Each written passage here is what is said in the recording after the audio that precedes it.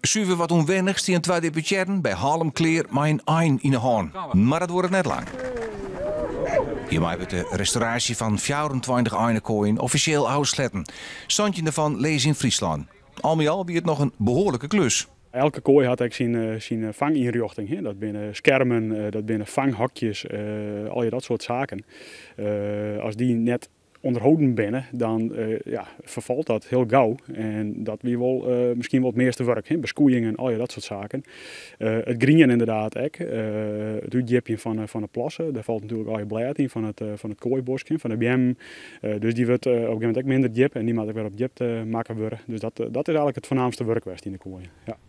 Zo kost het een soort geld. Het waardfonds is bijsprongen en dat is maar goed ook.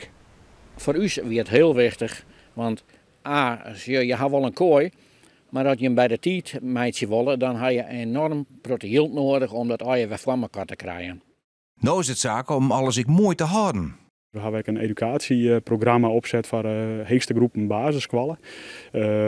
En ja, de bedoeling is dat BN ook leren over wat een einekooi is. En dat ze er letterlijk mogelijk hun best voor doen om die kooi ook voor de verdere toekomst te behouden. Want wij hebben nou ons best dingen, maar dat willen we in de toekomst natuurlijk ook. Want het is gewoon een heel waardevol cultuurhistorisch erfgoed.